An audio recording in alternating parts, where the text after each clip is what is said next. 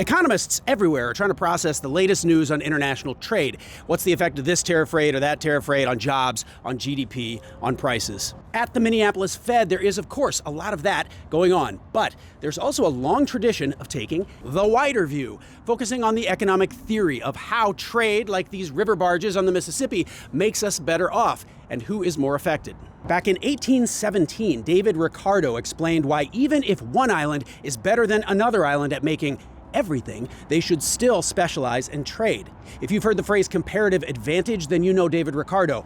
Each country producing what they are best at is maximally efficient, and it makes everyone better off. The Minneapolis Fed's research division has modern-day Ricardos like Mike Waugh. He's using supermarket checkout data and a customized economic model to study how trade barriers affect rich and poor households differently. Spoiler alert, low-income households benefit 4 times as much as high-income ones from freer trade. Another economist, Dorianne Fitzgerald, thinks that typical economic models of trade are missing a huge part of the picture. She says what they're missing is how trade helps countries protect themselves against an uncertain future. Kind of like insurance. She calls it looking at trade in 3D. And when she does, the gains from trade are more than 3 times what most models have found. Here's an important question. In the face of big tariffs, should a central bank worry more about inflation or recession?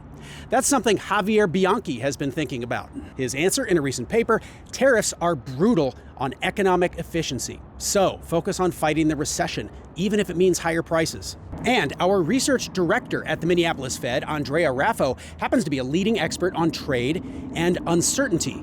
Wherever tariffs land, even if, in the end, there are no tariffs at all, that uncertainty can be very costly for the economy. In 2018, Raffo and some colleagues created an index of trade policy uncertainty. They thought at the time that it was super high, and it was.